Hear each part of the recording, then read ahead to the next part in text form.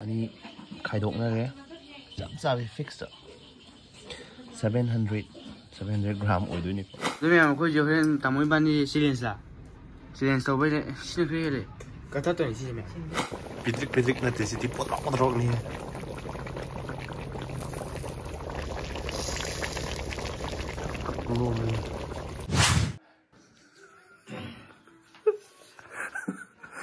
Yundra. Hi ma'am, ngasi je hajik se morning ne ba ko ane da ko mi ma mit jeng ma lai ne ba ko ma min nungai ting tho se na ada hajik se mit se power cam soi sok te da pet jeng ba ukre adu ba pi ke ka tai hai ba ko adu ki doctor ne yeng ba ukre adu ga aina ngai ga lai ni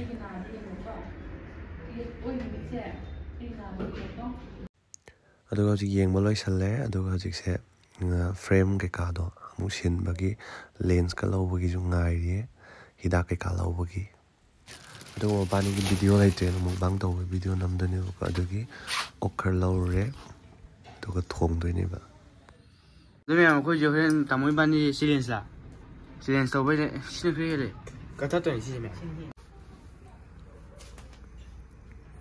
Sony ma'am. Đó ma'am khoan xí xa xí này đó ma'am thùng bao gan đâu mua lại rồi ma'am xí đi xe lên xe.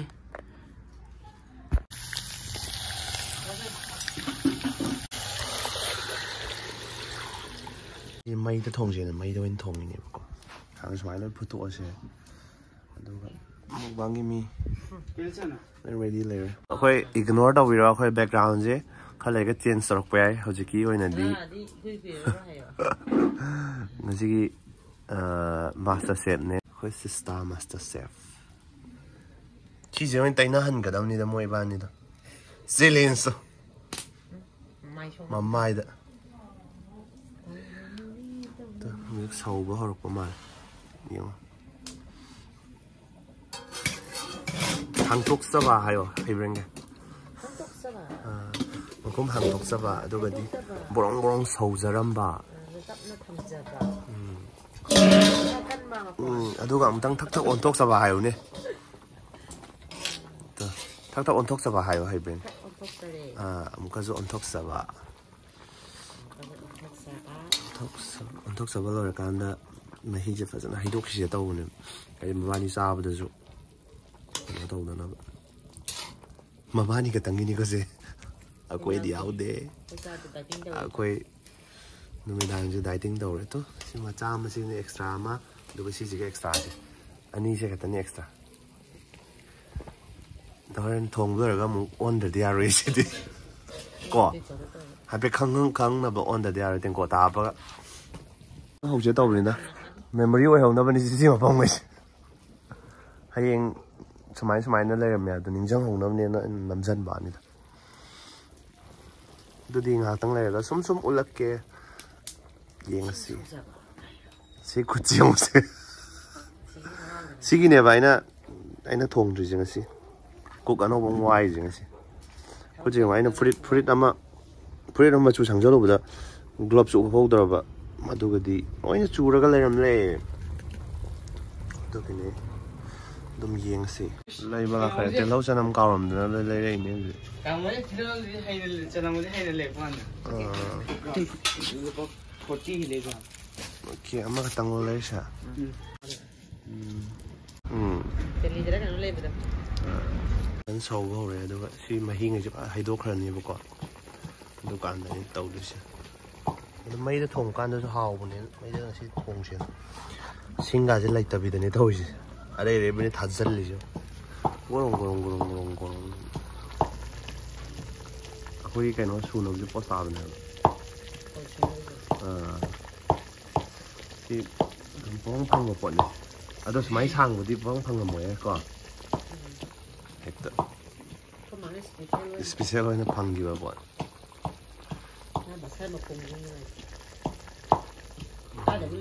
Adu itu cái này rồi kìa, direct xuống nó bữa.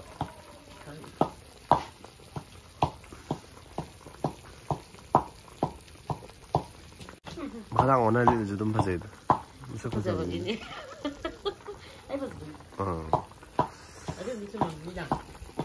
하이도 오는 건데. ꯂꯧꯈꯠꯂꯁꯤꯀꯣ ꯂꯧꯈꯠꯂꯁꯤꯀꯣ ꯑꯗꯨꯒ ꯁꯤꯗ transfer ꯇꯧꯁꯤꯜꯂꯁꯤ ꯂꯩꯈꯠꯂꯣꯏꯌꯦ ꯃꯩ ꯂꯩꯈꯠꯀꯦ ꯕꯔꯅꯔꯗ ꯊꯣꯡꯕꯒꯤ ꯃꯑꯣꯡꯅꯤ ꯃꯩ ꯂꯩꯈꯠꯂꯣ ꯍꯥꯏꯁꯦ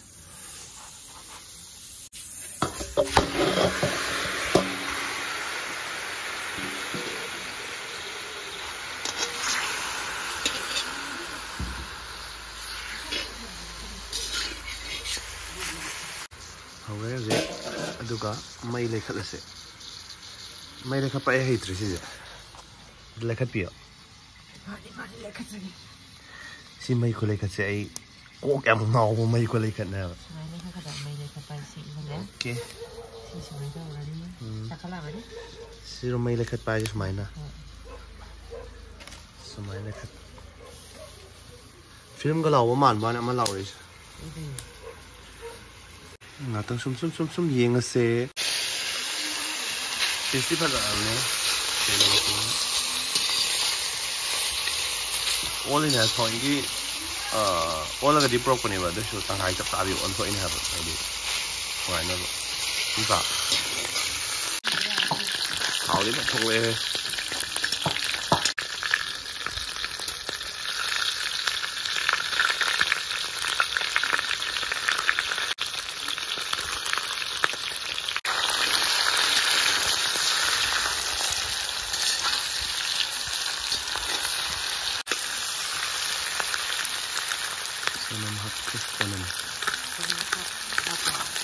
ꯆꯅꯝ ꯍꯥꯞꯆꯕ ꯍꯥꯏ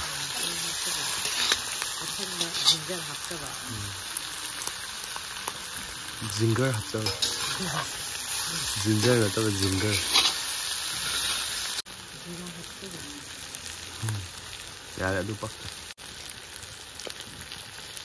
ꯂꯩꯇ ꯊꯣꯡꯖꯕꯅꯤ ꯉꯁꯤꯁꯦ ꯀꯩꯅꯣꯗꯣ ꯈꯛꯇꯪ ꯍꯥꯞꯄꯦ ꯃꯤꯠ ꯃꯁꯥꯏꯗꯣ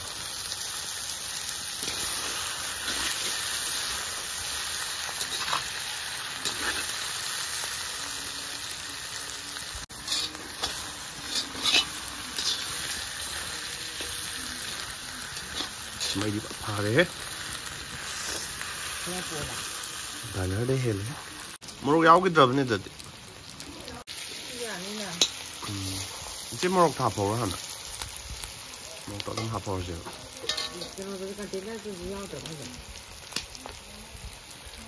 아 모록 야 맨날 사는 검지고 뭐 아이보리 싸던 건 되고 뭐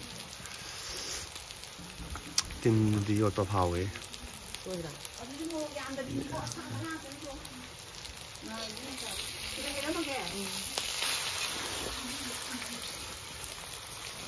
ꯑꯩꯈꯣꯏꯁꯦ ꯃꯅꯤꯡꯗꯒꯤ ꯑꯥꯗ ꯆꯠꯊꯣꯛꯑꯒꯅꯤ ꯊꯣꯡꯉꯤꯁꯦ ꯃꯔꯝꯗꯤ ꯃꯤ ꯆꯥꯗꯦꯕ 이문도 통과 안 되면 누구니 너 반통이지.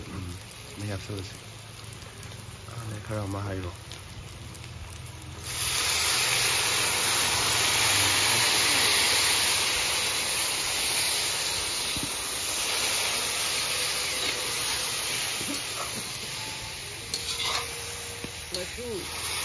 nghe khô mà chua mà thằng đạp sẽ người ta căng hơn gì sao mà cùng dần dần chú cái tấm hạt đấy chú làm hạt thế sao mới đưa cái tấm hạt cho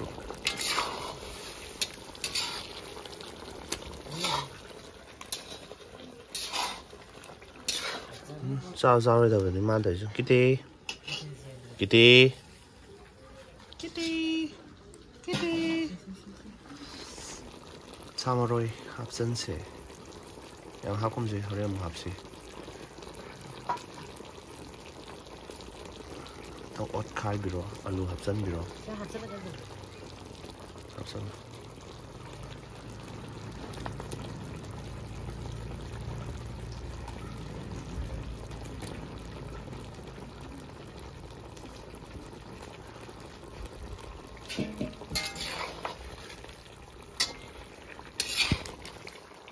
이 생물이 하이디야. 시험지. 시험지. 어머, 너가 아무튼 가다 놓으셨나? 그다음에 아무것도 볼라다. 아빠가 많이 앞서.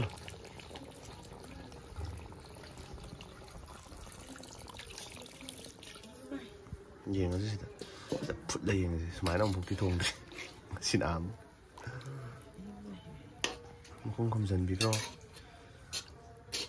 Duga oiramdo male mai sum garang thadala. Mai thajalaga dum oiramma yengasi. Kangi mukhum je kuppa yaba mukhum leitabe. Siam gre banar siam gre mai dekhat kre. Jadi yengasi ngakam lega mo. Mai thajala ko juma khonju.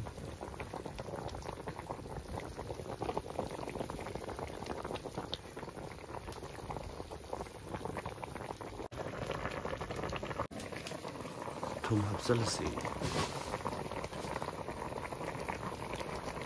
Minute kharagi matung da sumna laikre.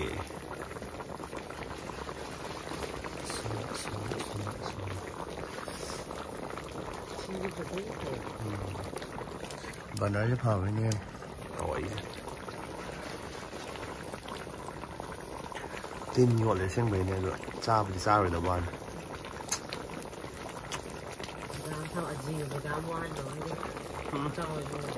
No. With masala hapse. Macam apa?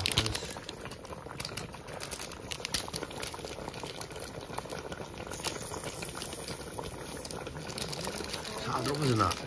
Ini jam cahaya. Pitrik nanti sih potong nih.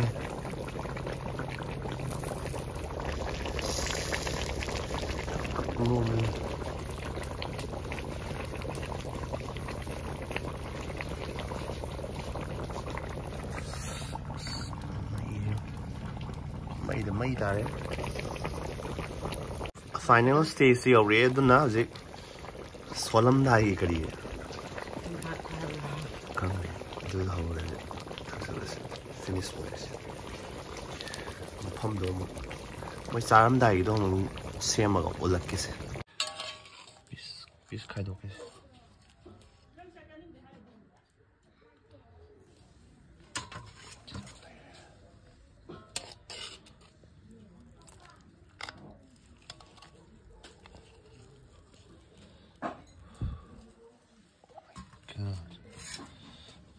Ani khaidok na re chap cha bi fix 700 gram oidoi ni ko